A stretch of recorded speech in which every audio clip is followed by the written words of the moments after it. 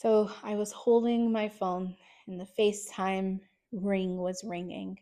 And my mom picked up. And the first thing that she said was, "Hey, what's up?" And I was like, "Hey, mom, nothing. How are you?" And she's like, "Oh, nothing. What's up?" And my pits were sweating. I was a nervous wreck. And the reason why is because I was calling my mom. You know, if you have grown up in a Latina household or a Mexican American household, you know that college is the utmost important thing. That it's been ingrained into us of how hard our ancestors, our grandparents, our parents, like how much they sacrificed to allow us to go to school. And in my own personal journey, they did.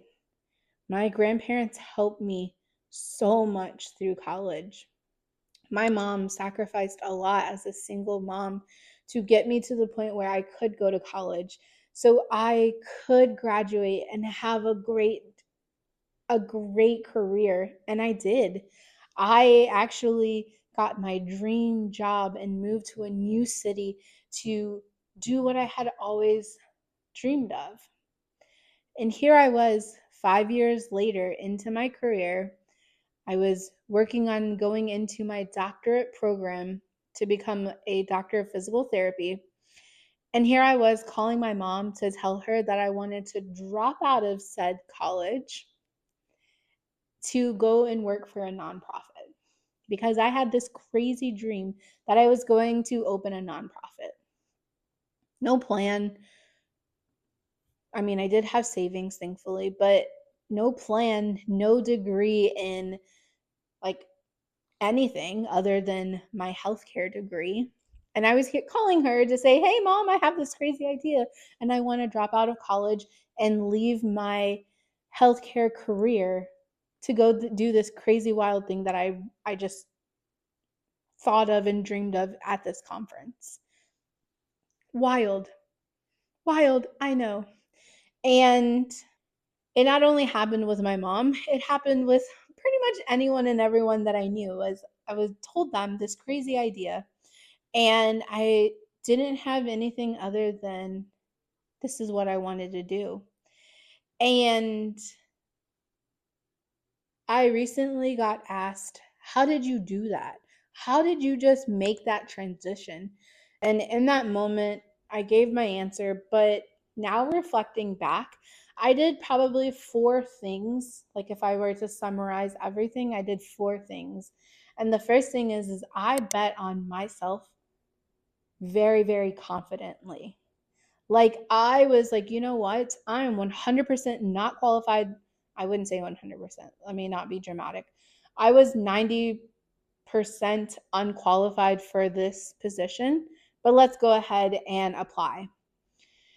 And so I just went in with confidence of like, you know what? I can do this, which leads to number two, which is I fully admitted, hey, I may not be qualified, but I am willing to learn.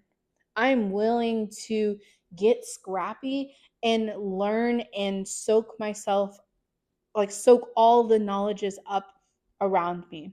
So if you need help in fundraising, I will be there. I'm going to be your person to help you get whatever project done. If you need the business development, hey, I'm there. I may not know how to develop said business, but you know what? Tell me what I need to do and I'll do it and I will help you as much as I possibly can. You need something created? Hey, I'm there. That type of thing. And so I told them honestly, like, hey, I may not be unqualified, but I am willing to learn whatever it is and help wherever you need it. So that was number two. The number three is that I hustled harder than any time before. Like, yes, I was in college and like I did work and those types of things. But in this season of my life, I worked so freaking hard. I still had my full-time PTA job. I was working 30 hours there because I had asked my boss like, "Hey, This is what I'm wanting to do. I still want to work here. I still want to be a part of the team, but I also want to have this part-time job because I want to learn all these different things. Thankfully, my job was so amazingly incredible as far as working with me in that aspect. So I worked 30 hours in my PTA job during the day. And in the evenings is when I worked for the nonprofit, and that was 20 hours.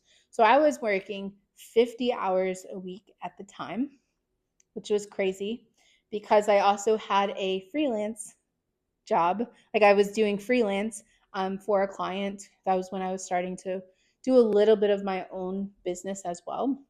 So I would work in the mornings at 4 a.m. I would work on my freelance projects. And then during the day, I worked in my PTA, my physical therapy role. And then in the evenings, I would go to the nonprofit to work my 20 hours a week there as well. And so it was crazy insane.